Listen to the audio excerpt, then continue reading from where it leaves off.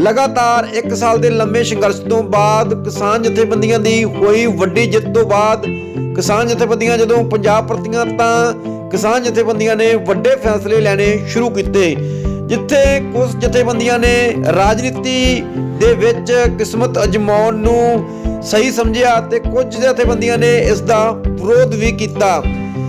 किसान संघर्ष कमेटी कोटबुड्ढा ने भी प्रेस कानफ्रेंस राही ਵੱਡੇ ਖੁਲਾਸੇ ਕੀਤੇ ਤੇ ਵੱਡੇ ਬਿਆਨ ਉਹਨਾਂ ਨੇ ਦਾਗੇ। ਕਿਸਾਨ ਸੰਘਰਸ਼ ਕਮੇਟੀ ਦੇ ਸੂਬਾ ਸਕੱਤਰ ਇੰਦਰਜੀਤ ਸਿੰਘ ਕੋਟਬੁੱਢਾ ਵੱਲੋਂ ਵੱਡੇ ਬਿਆਨ ਜਿਹੜੇ ਜਾਰੀ ਕੀਤੇ ਗਏ, ਉਹਨਾਂ ਨੇ ਪ੍ਰੈਸ ਕਾਨਫਰੰਸ ਰਾਹੀਂ ਕੀ ਕੁਝ ਕਿਹਾ, ਆਓ ਤੁਹਾਨੂੰ ਸੁਣਾਉਂਦੇ ਹਾਂ। ਹਾਂਜੀ ਪ੍ਰਧਾਨ ਸਾਹਿਬ ਜੀ, ਜਿਹੜੀ ਅੱਜ ਮੀਟਿੰਗ ਕੀਤੀ ਗਈ ਆ, ਕੀ ਮੋਟਿਵ ਸੀ ਮੀਟਿੰਗ ਦਾ? ਸਭ ਤੋਂ ਪਹਿਲਾਂ ਤੇ ਇਹ ਜਾਣਕਾਰੀ ਦਿਓ ਦਰਸ਼ਕਾਂ ਨੂੰ। मैं संयुक्त मोर्चे ਦਾ ਆਗੂ किसान संघर्ष कमेटी पंजाब कोटबुड्ढा इंदरजीत सिंह कोटबुड्ढा और सरदार कार सिंह घरियाला वित्त सकੱਤਰ ने उन्होंने प्रधानगी हेठ अज इत्थे काफ़ी 4 घंटे चर्चा होकर मीटिंग हुई आ और लगभग 2020 ਦੇ ਵਿੱਚ 26-27 नवंबर ਤੋਂ अपना दिल्ली अंदोलन चल रहा सी। उस ਅੰਦੋਲਨ ਦੀ ਜਿੱਤ ਤੋਂ ਬਾਅਦ ਫਿਰ ਆਪਣੀ ਮੁੱਖ ਮੰਤਰੀ ਨਾਲ ਵੀ ਮੀਟਿੰਗ ਲੱਗੀ ਸੀ ਔਰ ਮੀਟਿੰਗ ਲੱਗ ਕੇ ਜਿਹੜੇ ਕੋਈ ਹੋਰ ਮਸਲੇ ਸੀ ਕਿਸਾਨਾਂ ਦੇ ਔਰ 2 ਲੱਖ ਰੁਪਈਆ ਹਰ ਇੱਕ ਕਿਸਾਨ 5 ਏਕੜ ਵਾਲੇ ਦਾ ਜਿਹੜਾ ਉਹ ਮੁਹੱਈਆ ਕਰਾਇਆ ਸਰਕਾਰ ਤੋਂ। ਬਾਕੀ ਆ ਕਿ ਉਹਦੇ 'ਚ ਸਾਡੀ ਸਹਿਮਤੀ ਨਹੀਂ ਬਣੀ ਕਿ ਅੱਗੇ ਜਿਹੜਾ ਸਮੁੱਚਾ ਕਰਜ਼ਾ ਜਿਹੜਾ ਉਹਨਾਂ ਕਿਸਾਨਾਂ ਦਾ ਖਤਮ ਕੀਤਾ ਜਾਵੇ। ਔਰ ਉਸ ਤੋਂ ਬਾਅਦ ਆਪਣੀ ਇੱਕ ਮੀਟਿੰਗ ਜਿਹੜੀ ਆ ਲੱਗੀ ਸੀਗੀ 24 ਤਰੀਕ ਨੂੰ, ਉਹਦੇ ਵਿੱਚ ਕਾਫੀ 2.5-3 ਘੰਟੇ ਸਾਡੀ 32 ਕਿਸਾਨ ਜਥੇਬੰਦੀਆਂ ਦੀ ਮੀਟਿੰਗ ਚੱਲਦੀ ਰਹੀ, ਜਿਹਦੇ ਵਿੱਚ 21-22 ਜਥੇਬੰਦੀਆਂ ਨੇ ਫੈਸਲਾ ਲੈ ਲਿਆ ਕਿ ਅਸੀਂ ਜਿਹੜਾ ਸਿਆਸੀ ਰਣਨੀਤੀ ਦੇ ਵਿੱਚ ਆਵਾਂਗੇ ਅਤੇ ਚਿਹਰਾ ਕੱਢ ਕੇ ਅੱਗੇ ਲੈ ਕੇ ਆਵਾਂਗੇ। ਉਹਨਾਂ ਨੇ ਆਪਣਾ ਇੱਕ ਸੰਯੁਕਤ ਸਮਾਜ ਮੋਰਚਾ ਜਿਹੜਾ ਵਾ ਉਹ ਸਿਆਸੀ ਰਣਨੀਤੀ ਦਾ ਬਣਾਇਆ ਹੋਇਆ ਔਰ ਅਸੀਂ ਇਹਨਾਂ ਚੀਜ਼ਾਂ ਦੇ ਖਿਲਾਫ ਹਾਂ ਔਰ ਸੰਯੁਕਤ ਮੋਰਚਾ ਜਿਹੜਾ ਵਾ ਅਸੀਂ ਉਹਨੂੰ ਬਹਾਲ ਰੱਖਣਾ ਚਾਹੁੰਦੇ ਹਾਂ ਔਰ ਉਹਨੂੰ ਕਾਇਮ ਰੱਖਣਾ ਚਾਹੁੰਦੇ ਹਾਂ। ਔਰ ਉਹਦੇ 'ਚ 400 ਜਥੇਬੰਦੀ ਜਿਹੜੀ ਸਾਡੀ ਭਾਰਤ ਪੱਧਰ 'ਤੇ ਸੰਯੁਕਤ ਮੋਰਚੇ ਵਾਲੀ ਜਿਹੜੀ ਆ ਉਹ ਜੁੜੀ ਹੋਈ ਆ ਔਰ ਸਾਡਾ ਸੰਯੁਕਤ ਮੋਰਚਾ ਜਿਹੜਾ ਵਾ ਉਹਦੇ ਆਧਾਰ 'ਤੇ ਅਸੀਂ ਕੋਈ ਵੀ ਸਿਆਸੀ ਰਣਨੀਤੀ ਦੇ ਵਿੱਚ ਨਹੀਂ ਆਵਾਂਗੇ ਔਰ ਜਿਹੜਾ ਵੀ ਕੋਈ 32 ਜਥੇਬੰਦੀਆਂ ਦੇ ਵਿੱਚੋਂ ਜਾਂ ਕੋਈ ਸੰਯੁਕਤ ਮੋਰਚੇ ਦਾ ਆਗੂ ਜਿਹੜਾ ਵਾ ਕੋਈ ਆਪਦੀ ਰਣਨੀਤੀ ਬਣਾ ਕੇ ਸੰਯੁਕਤ ਮੋਰਚੇ ਦਾ ਫਾਇਦਾ ਉਠਾਉਣਾ ਚਾਹੁੰਦਾ ਵਾ ਔਰ ਆਪਦੀ ਰਣਨੀਤੀ ਦੇ ਵਿੱਚ ਆਉਣਾ ਚਾਹੁੰਦਾ ਵਾ, ਉਹਨਾਂ ਦੇ ਅਸੀਂ ਖਿਲਾਫ ਹਾਂ। ਉਹਦੇ ਵਿੱਚ 15 ਜਨਵਰੀ ਨੂੰ 2021 ਦੇ ਵਿੱਚ ਇੱਕ ਆਪਣੀ ਮੀਟਿੰਗ ਜਿਹੜੀ ਆ ਉਹ ਦਿੱਲੀ ਦੇ ਵਿੱਚ ਸੰਯੁਕਤ ਮੋਰਚੇ ਦੀ ਹੋਊਗੀ। ਉਹਦੇ ਵਿੱਚ ਜਿਹੜਾ ਬੰਦਾ ਇੱਕ ਸੰਯੁਕਤ ਮੋਰਚੇ ਦਾ ਫਾਇਦਾ ਲੈ ਕੇ ਆਪਦੀ ਰਾਜਨੀਤੀ ਕਾਇਮ ਕਰਨਾ ਚਾਹੁੰਦਾ ਵਾ, ਉਹਦੇ ਬਾਰੇ ਵਿਚਾਰ ਚਰਚਾ ਵੀ ਕੀਤੀ ਜਾਊਗੀ ਔਰ ਜੋ ਸੰਯੁਕਤ ਮੋਰਚਾ ਉਹਦਾ ਫੈਸਲਾ ਲਊਗਾ ਉਹਦੇ ਆਧਾਰ 'ਤੇ ਉਹਦੇ 'ਤੇ ਕਾਰਵਾਈ ਵੀ ਜਿਹੜੀ ਜੋ ਸੰਯੁਕਤ ਮੋਰਚੇ ਦਾ ਫੈਸਲਾ ਹੋਊਗਾ ਉਹ ਹੋਵੇਗੀ।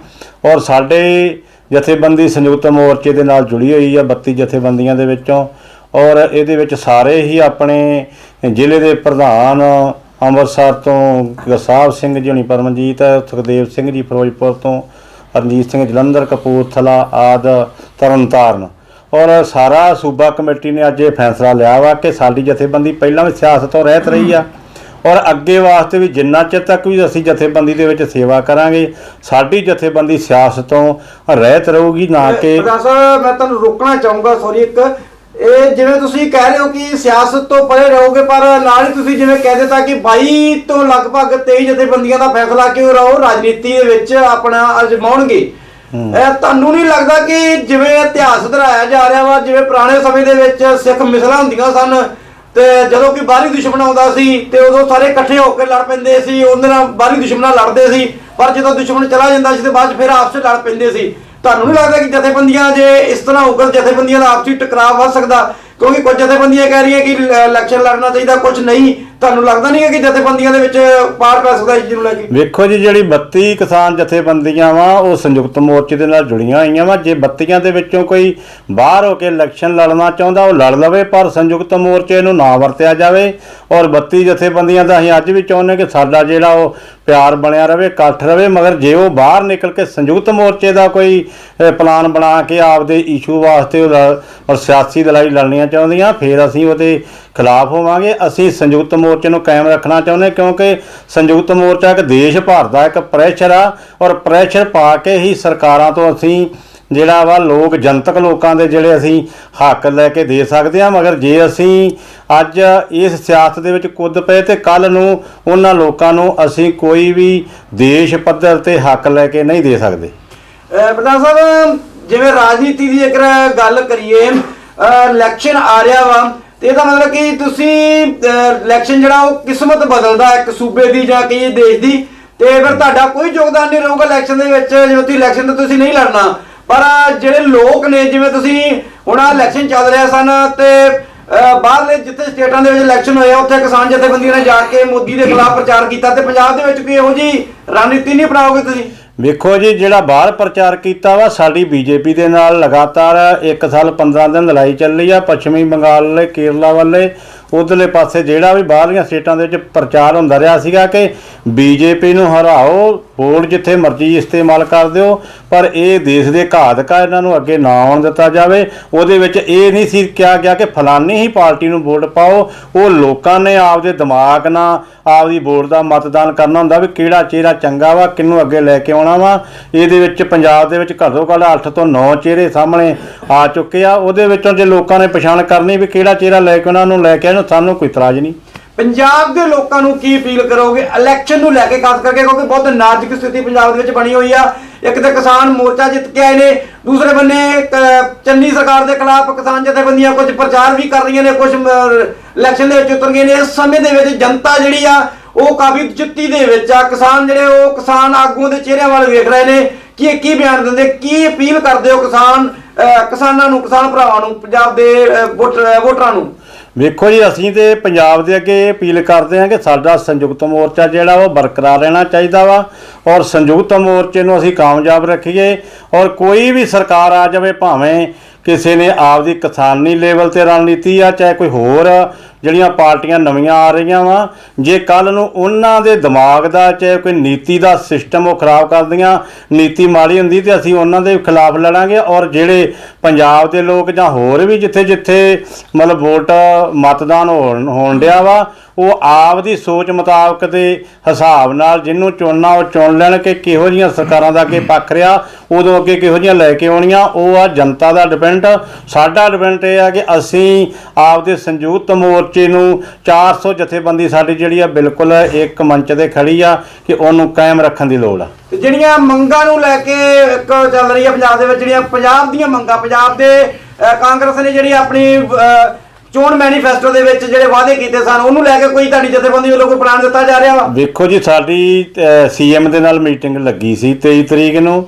ਉੱਥੇ ਵੀ ਇਹ ਗੱਲ ਰੱਖੀ ਗਈ ਕਿ ਤੁਸੀਂ ਇਹ ਕਿਹਾ ਸੀ ਕਿ ਆੜ੍ਹਤੀਆਂ ਤੱਕ ਸਮੁੱਚਾ ਕਰਜ਼ਾ ਜਿਹੜਾ ਉਹਨੂੰ ਖਤਮ ਕਰਾਂਗੇ, ਔਰ ਇਹਦੇ ਨਾਲ ਤੁਹਾਡੇ ਬੋਲਣ ਤੇ ਇਹ ਐਲਾਨ ਕਰਨ ਤੇ ਜਿਹੜੇ ਰੈਗੂਲਰ ਲੋਕ ਸੀ ਉਹ ਵੀ ਕਰਜ਼ਾਈ ਹੋ ਗਏ ਕਿ ਇਹ ਪੈਸੇ ਸਰਕਾਰ ਨੇ ਖਤਮ ਕਰ ਦੇਣੇ। ਇੱਥੇ ਕਿਤੇ ਨਾ ਕਿਤੇ ਤੁਹਾਡੀ ਜਿਹੜੀ ਆ ਕਮਜ਼ੋਰੀ ਆ।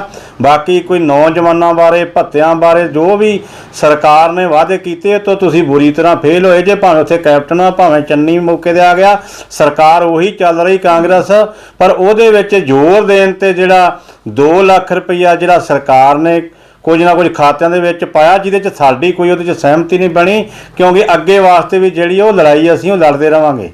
Sukhdev Singh Mand, core committee member, ਕਿਸਾਨ ਸੰਘਰਸ਼ ਕਮੇਟੀ ਪੰਜਾਬ ਔਰ ਜ਼ਿਲ੍ਹਾ ਫਿਰੋਜ਼ਪੁਰ ਦਾ ਮੈਂ ਪ੍ਰਧਾਨ ਵੀ ਹਾਂ ਤੇ ਸੇਵਾਦਾਰ ਵੀ ਹਾਂ।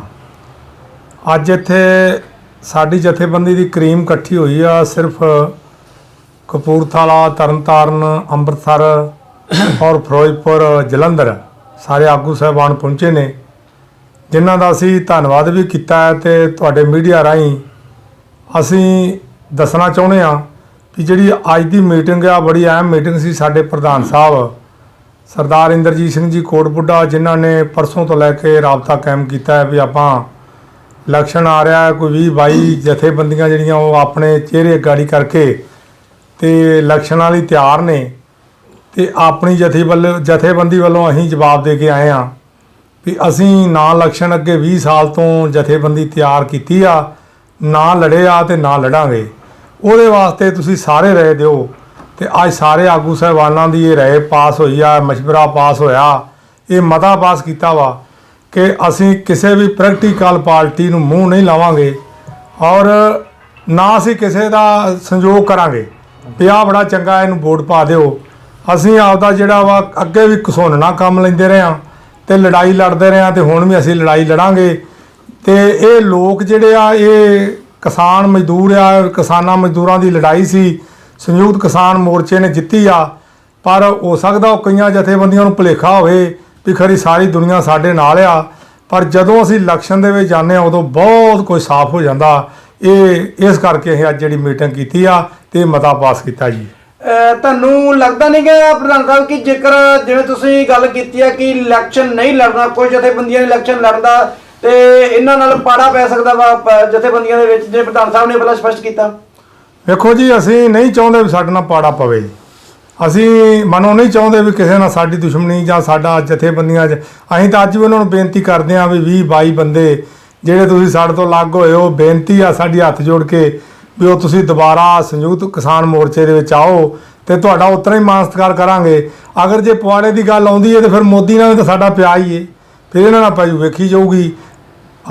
ਜਿਵੇਂ ਪੰਜਾਬ ਨੂੰ ਲੈ ਕੇ ਗੱਲ ਕਰੀਏ, ਸੂਤਰਾਂ ਤੋਂ ਪਤਾ ਜਿਹੜੇ ਹਵਾਲੇ ਦੱਸਦੇ ਆ ਕਿ ਮੋਦੀ ਸਾਹਿਬ ਪੰਜਾਬ ਲਈ ਵੱਡੇ ਪ੍ਰੋਜੈਕਟ ਲੈ ਕੇ ਆ ਰਹੇ ਨੇ, ਜਿਹਦੇ ਵਿੱਚ ਜੇਕਰ ਗੱਲ ਕਰੀਏ ਚੰਡੀਗੜ੍ਹ ਵੀ ਪੰਜਾਬ ਨੂੰ ਦਿੱਤਾ ਜਾ ਰਿਹਾ ਵਾ ਰਾਜਧਾਨੀ ਜਿਹੜੀ, ਉਸ ਤੋਂ ਇਲਾਵਾ ਕਰਜ਼ੇ ਦੀ ਗੱਲ ਵੀ ਕੀਤੀ ਜਾ ਰਹੀ ਆ, ਉਸ ਤੋਂ ਹੋਰ ਵੀ ਕਾਫੀ ਪ੍ਰੋਜੈਕਟ ਲੈ ਕੇ ਜਿਹੜੇ ਉਹ ਪੰਜਾਬ ਲਈ ਮੋਦੀ ਸਾਹਿਬ ਲੈ ਕੇ ਆ ਰਹੇ। ਕਿਵੇਂ ਲੱਗਦਾ ਤੁਹਾਨੂੰ ਕਿ ਇਹ ਸਾਰਾ ਸੰਯੁਕਤ ਮੋਰਚੇ ਦਾ ਡਰ ਵਾ ਕਿ ਜਾਂ ਪੰਜਾਬ ਦੇ ਉੱਤੇ ਪੰਜਾਬ ਦੇ ਲੋਕਾਂ ਦੀ ਵੋਟਾਂ ਹੜੱਪਣ ਦੇ ਲਈ ਸਾਰਾ ਕੁਝ ਕੀਤਾ ਜਾ ਰਿਹਾ? ਇਹ ਆਪਣਾ ਵੀਰ ਜੀ ਪਤਾ ਕੀ ਗੱਲ ਆ, ਜਿਹੜਾ ਬੋਰਡ ਦਾ ਸਟੰਟ ਆ ਨਾ, ਜਿੱਤਣ ਦਾ ਪ੍ਰੋਗਰਾਮ ਹੈ, ਜਿਸ ਤਰ੍ਹਾਂ ਕੋਈ ਆਂਦਾ ਮੈਂ ਬੀਬੀਆਂ ਨੂੰ 1000 ਰੁਪਈਆ ਦਊਂਗਾ ਮਹੀਨੇ ਦਾ, ਕੋਈ 2-2000 ਕਹਿ ਰਿਹਾ ਵਾ। ਇਸ ਤਰ੍ਹਾਂ ਹੀ ਮੋਦੀ ਆ, ਜਿਸ ਤਰ੍ਹਾਂ ਉਹਨੇ ਅੱਗੇ ਸਾਨੂੰ ਲੁੱਟਿਆ 10 ਸਾਲ, ਐਵੇਂ ਉਹ ਫਿਰ ਲੁੱਟਣਾ ਚਾਹੁੰਦਾ ਹੈ। ਪੰਜਾਬ ਦੇ ਵਿੱਚ ਆਪਣੀ ਸਰਕਾਰ ਬਣਾਉਣਾ ਚਾਹੁੰਦਾ, ਪਰ ਕਿਸਾਨ ਤੇ ਮਜ਼ਦੂਰ ਜਿਹੜੇ ਆ ਉਹਨੂੰ ਕਦੇ ਵੀ ਮੂੰਹ ਨਹੀਂ ਲਾਉਣਗੇ। ਮੈਂ ਤਾਂ ਕਹਿੰਦਾ ਮੋਦੀ ਛੱਡ ਕੇ ਕਿਸੇ ਨੂੰ ਵੀ ਨਹੀਂ ਲਾਉਣਗੇ, ਉਹ ਸੰਯੁਕਤ ਕਿਸਾਨ ਮੋਰਚੇ ਦੀ ਚੜ੍ਹਦੀ ਕਲਾ ਦਾ ਭਲਾ ਮੰਗਣਗੇ ਤੇ ਤੁਹਾਡੇ ਮੀਡੀਆ ਦਾ ਵੀ ਧੰਨਵਾਦ ਕਰਨਗੇ ਜਿਨ੍ਹਾਂ ਨੇ ਇਹ ਮੋਰਚਾ ਸਾਡਾ ਜਿਤਾਇਆ ਵਾ। ਪੰਜਾਬ ਦੇ ਵਿੱਚ ਨਾਜ਼ੁਕ ਸਥਿਤੀ ਹੈ, ਜਿਵੇਂ ਬੰਬ ਬਲਾਸਟ ਹੋ ਗਿਆ, ਬੇਅਦਬੀਆਂ ਹੋ ਰਹੀਆਂ ਨੇ ਕਿਉਂਕਿ ਇਲੈਕਸ਼ਨ ਦਾ ਟਾਈਮ ਚੱਲ ਰਿਹਾ। ਅਜਿਹੇ ਟਾਈਮ ਦੇ ਵਿੱਚ ਪੰਜਾਬ ਦੇ ਲੋਕਾਂ ਨੂੰ ਇੱਕ ਸਦਭਾਵਨਾ ਬਣਾ ਕੇ ਰੱਖਣ ਦੇ ਲਈ ਤੇ ਵੋਟਾਂ ਨੂੰ ਲੈ ਕੇ ਕੀ ਅਪੀਲ ਕਰਦੇ ਹੋ? ਦੇਖੋ ਜੀ, ਸਾਡੀ ਬੇਨਤੀ ਆ ਵੀ ਜਦੋਂ ਵੋਟਾਂ ਆਉਂਦੀਆਂ ਨੇ ਉਦੋਂ ਹੀ ਗੁਰੂ ਗ੍ਰੰਥ ਸਾਹਿਬ ਦੀ ਬੇਅਦਬੀ ਹੁੰਦੀ ਆ, ਜਦੋਂ ਵੋਟਾਂ ਆਉਂਦੀਆਂ ਉਦੋਂ ਬੰਬ ਬਲਾਸਟ ਹੁੰਦੇ ਆ। ਇਹ ਸਿਰਫ ਸਰਕਾਰਾਂ ਕਰਾਉਂਦੀਆਂ ਨੇ। ਅਸੀਂ ਆਪਣੇ ਵੀਰਾਂ ਨੂੰ, ਜਿੰਨੀਆਂ ਗੁਰਦੁਆਰੇ ਸਾਹਿਬਾਨਾਂ ਦੀਆਂ ਕਮੇਟੀਆਂ ਨੂੰ, ਉਹਨਾਂ ਨੂੰ ਅਪੀਲ ਕਰਦੇ ਹਾਂ ਵੀ ਆਪਣੇ ਚੰਗੇ CCTV ਕੈਮਰੇ ਲਾਓ, ਬੇਸ਼ੱਕ ਉੱਥੇ ਰਾਤ ਦਾ ਪਹਿਰਾ ਦੇਣਾ ਪਵੇ ਉਹ ਵੀ ਦਿਓ। ਤੇ ਜਿਹੜੀਆਂ ਵੋਟਾਂ ਦੀ ਗੱਲ ਆ, ਵੋਟ ਤਾਂ ਅਸੀਂ ਅੱਗੇ ਵੀ 20 ਸਾਲ ਹੋ ਗਏ ਸਾਨੂੰ ਲੜਦਿਆਂ ਨੂੰ, ਅਸੀਂ ਕਿਸੇ ਨੂੰ ਨਹੀਂ ਆਖਿਆ ਵੀ ਆਹ ਬੜਾ ਚੰਗਾ ਇਹਨੂੰ ਪਾਓ। ਇਹ ਲੋਕਾਂ ਦੀ ਮਰਜ਼ੀ ਆ, ਉਹਨਾਂ ਨੇ ਵੋਟ ਪਾਉਣੀ ਆ, ਮਤਦਾਨ ਕਰਨਾ, ਉਹ ਕਿਹੜਾ ਜੀ ਉਹਨਾਂ ਨੂੰ ਚੰਗਾ ਲੱਗਦਾ ਉਹ ਲੋਕ ਪਾਉਣ। ਅਸੀਂ ਤਾਂ ਇੱਕ ਸਰਕਾਰ ਦੇ ਵਿਰੁੱਧ ਜੇ ਕੋਈ ਮਾੜੀ ਨੀਤੀ ਲੈ ਕੇ ਆਊਗੀ ਉਹਦੇ ਲੜਾਂਗੇ, ਭਾਵੇਂ ਉਹ ਸੰਯੁਕਤ ਕਿਸਾਨ ਮੋਰਚੇ ਦੇ ਆਗੂ ਹੋਣ, ਭਾਵੇਂ ਉਹ ਕਿਹੜਾ ਮਰਜ਼ੀ ਹੋਵੇ। ਜਿਹੜਾ ਵੀ ਮਾੜੀ ਨੀਤੀ ਲੈ ਕੇ ਆਊਗਾ ਸਾਡੀ ਜਥੇਬੰਦੀ ਉਹਦੇ ਨਾਲ ਜਿਹੜਾ ਵਾ ਉਹ ਮੋਰਚਾ ਖੋਲੂਗੀ ਜੀ। ਮਰਾਣਾ ਸਾਹਿਬ, ਮੈਂ ਅੰਗਰੇਜ਼ ਸਿੰਘ ਬੂਟੇ ਵਾਲਾ, ਕਿਸਾਨ ਸੰਘਰਸ਼ ਕਮੇਟੀ ਪੰਜਾਬ ਕੋਟ ਬੁੱਢਾ, ਜ਼ਿਲ੍ਹੇ ਫਿਰੋਜ਼ਪੁਰ ਦਾ ਮੀਤ ਪ੍ਰਧਾਨ। ਅਸੀਂ ਜੋ ਅੱਜ ਮੀਟਿੰਗ ਸਾਡੀ ਇੱਥੇ ਸੱਦੀ ਗਈ ਆ, ਸਾਰੇ ਜ਼ਿਲ੍ਹੇ ਪਹੁੰਚੇ ਆ, ਅੰਮ੍ਰਿਤਸਰ, ਤਰਨਤਾਰਨ, ਫਿਰੋਜ਼ਪੁਰ ਤੇ ਹੋਰ ਵੀ ਜਿੰਨੇ ਸਾਡੇ ਸਾਰੀ ਜਥੇਬੰਦੀ ਦੀ ਕਰੀਮ ਪਹੁੰਚੀ। ਮੀਟਿੰਗ ਲਾਈ ਅਸੀਂ, ਮੀਟਿੰਗ ਲਾ ਕੇ ਜੋ ਅਸੀਂ ਪਿਛਲੇ ਦਿਨਾਂ ਦੇ ਵਿੱਚ 1 ਸਾਲ ਤੋਂ ਤਕਰੀਬਨ ਅਸੀਂ ਹੈਂਕੜਬਾਜ਼ ਮੋਦੀ ਸਰਕਾਰ ਦੇ ਨਾਲ ਦਿੱਲੀ ਦੇ ਵਿੱਚ ਅੰਦੋਲਨ ਲੜ ਰਹੇ ਸੀ, ਉਸ ਦੀਆਂ ਜੋ ਪ੍ਰਾਪਤੀਆਂ ਸਾਡੀਆਂ ਉਹਨਾਂ ਦੇ ਬਾਰੇ ਚੀਰਫਾੜ ਕੀਤੀ ਆ।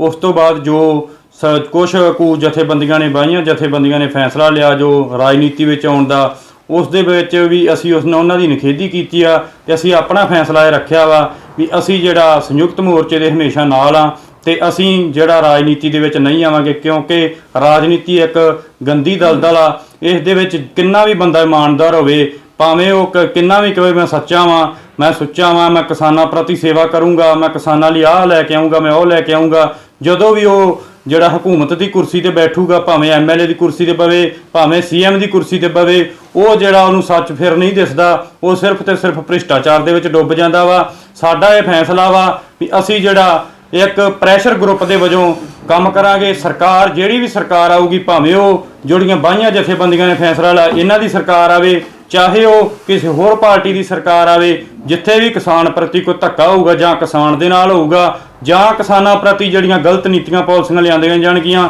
ਅਸੀਂ ਉਸ ਦੇ ਵਿਰੁੱਧ ਜਿਹੜਾ ਡਟ ਕੇ ਉਹਦਾ ਵਿਰੋਧ ਕਰਾਂਗੇ ਤੇ ਉਸ ਦਾ ਵਿਰੋਧ ਕਰਕੇ ਤੇ ਆਪਣੀ ਸਫਲਤਾ ਪ੍ਰਾਪਤ ਕਰਾਂਗੇ। ਅਸੀਂ ਜਿਹੜਾ ਇਸ ਰਾਜਨੀਤੀ ਦੇ ਵਿੱਚ ਬਿਲਕੁਲ ਵੀ ਹਿੱਸਾ ਨਹੀਂ ਲਵਾਂਗੇ। ਅੰਗਰੇਜ਼ ਸਿੰਘ ਜੀ, ਜਿਵੇਂ ਪੰਜਾਬ ਦੇ ਵਿੱਚ ਇਲੈਕਸ਼ਨ ਦੇ ਸਮੇਂ ਨਾਜ਼ੁਕ ਦੌਰ ਬਣਾ ਦਿੱਤਾ ਗਿਆ ਵਾ, ਜੇ ਆਪਾਂ ਗੱਲ ਕਰੀਏ ਸਿੱਧਾ ਇਲਜ਼ਾਮ ਲੱਗ ਰਿਹਾ ਰਾਜਨੀਤਿਕ ਪਾਰਟੀਆਂ ਤੇ, ਜੇ ਬਲਾਸਟ ਦੀ ਗੱਲ, ਬੰਬ ਬਲਾਸਟ ਦੀ ਗੱਲ ਕਰੀਏ, ਗੁਰੂ ਗ੍ਰੰਥ ਸਾਹਿਬ ਦੀ ਬੇਅਦਬੀ ਦੀ ਗੱਲ ਕਰੀਏ, ਤਾਂ ਜਿਹੇ ਨਾਜ਼ੁਕ ਸਥਿਤੀਆਂ ਦੇ ਸਮੇਂ ਜਿਹੜੇ ਨੌਜਵਾਨ ਨੇ ਉਹ ਬਹੁਤ ਪ੍ਰਭਾਵਿਤ ਹੁੰਦੇ ਨੇ ਔਰ ਨੌਜਵਾਨ ਬਹੁਤ ਜਜ਼ਬਾਤੀ ਹੁੰਦੇ ਨੇ ਔਰ ਜਜ਼ਬਾਤੀ ਹੋ ਕੇ ਕਈ ਵਾਰ ਉਹ ਗਲਤ ਫੈਸਲੇ ਵੀ ਲੈ ਲੈਂਦੇ ਨੇ। ਕੀ ਬੇਨਤੀ ਕਰੋਗੇ ਇਸ ਸਮੇਂ ਦੇ ਨੌਜਵਾਨਾਂ ਨੂੰ, ਕਿਉਂਕਿ ਸਰਕਾਰਾਂ ਚਾਹੁੰਦੀਆਂ ਨੇ ਕਿ ਨੌਜਵਾਨ ਭੜਕਣ ਤੇ ਜਿਹੜੀ ਸਥਿਤੀ ਆ ਜਿਹੜੀ ਉਹ ਵਿਗੜੇ, ਤੁਸੀਂ ਨੌਜਵਾਨ ਕਿਸਾਨ ਆਗੂ ਕਿਸਾਨਾਂ ਨੂੰ ਕੀ ਬੇਨਤੀ ਕਰੋਗੇ? ਵੇਖੋ ਜੀ, ਜਿੰਨੇ ਵੀ ਆ ਜੋ ਵੇਖੀਏ ਇਲੈਕਸ਼ਨਾਂ ਦਾ ਟਾਈਮ ਆ, ਜੋ ਵੀ ਬੰਬ ਬਲਾਸਟ ਹੁੰਦਾ ਵਾ ਜਾਂ ਧਰਮਾਂ ਦੀ ਬੇਅਦਬੀ ਹੁੰਦੀ ਆ, ਗੁਰੂ ਗ੍ਰੰਥ ਸਾਹਿਬ ਦੀ ਬੇਅਦਬੀ ਆਪਾਂ ਵੇਖੇ ਪਿਛਲੇ ਦਿਨਾਂ ਦੇ ਵਿੱਚ ਥਾਂ ਥਾਂ ਤੇ ਹੋਈ ਆ। ਇਸ ਦੇ ਪਿੱਛੇ ਸਰਕਾਰ ਦੀਆਂ ਏਜੰਸੀਆਂ ਦਾ ਸਿੱਧਾ ਹੱਥ ਆ। ਵੇਖੋ ਜੀ, ਸਰਕਾਰ ਦੀਆਂ ਏਜੰਸੀਆਂ ਜਿਹੜੀਆਂ, ਸਰਕਾਰ ਕਿੱਥੇ ਸੁੱਤੀ ਪਈ ਆ, ਚਾਹੇ ਸੈਂਟਰ ਦੀ ਸਰਕਾਰ ਹੋਵੇ ਚਾਹੇ ਉਹ ਪੰਜਾਬ ਦੀ ਸਰਕਾਰ ਹੋਵੇ, ਇਹ ਉਹਨਾਂ ਦੀ ਜ਼ਿੰਮੇਵਾਰੀ ਬਣਦੀ ਆ। ਅਸੀਂ ਅਪੀਲ ਕਰਦੇ ਆ ਨੌਜਵਾਨ ਵਰਗ ਨੂੰ ਵੀ ਬਿਲਕੁਲ ਵੀ ਠੀਕ ਆ, ਆਪਣਾ ਧਰਮ ਆ ਗੁਰੂ ਗ੍ਰੰਥ ਸਾਹਿਬ ਆਪਾਂ ਮੰਨਦੇ ਆ, ਸਤਿਕਾਰ ਕਰਦੇ ਆ, ਆਪਾਂ ਸਾਰੇ ਧਰਮਾਂ ਦਾ ਸਤਿਕਾਰ ਕਰਦੇ ਆ। ਜਦੋਂ ਵੀ ਬੇਅਦਬੀ ਹੁੰਦੀ ਆ ਉਹਦੇ ਵਿੱਚ ਆਪਾਂ ਨੂੰ ਕਦੇ ਵੀ ਜਿਹੜਾ ਵਾ ਭੜਕਣਾ ਨਹੀਂ ਚਾਹੀਦਾ। ਸੰਜਮ ਦੇ ਨਾਲ ਜਿਹੜਾ ਉਹਦੇ ਵਿੱਚ ਆਪਾਂ ਨੂੰ ਹੋਸ਼ ਹਵਾਸ ਤੋਂ ਕੰਮ ਲੈਣਾ ਚਾਹੀਦਾ। ਇਹ ਅਪੀਲ ਹੈ ਨੌਜਵਾਨ ਵਰਗ ਨੂੰ। ਵਿਧਾਨ ਸਭਾ ਹਲਕਾ ਜੀਰਾ ਦੀ ਹਰ ਇੱਕ ਗਤੀਵਿਧੀ ਜਾਣਨ ਲਈ ਜੁੜੇ ਰਹੋ ਤਪਦਾ ਸੱਚ ਨਿਊਜ਼ ਨਾਲ।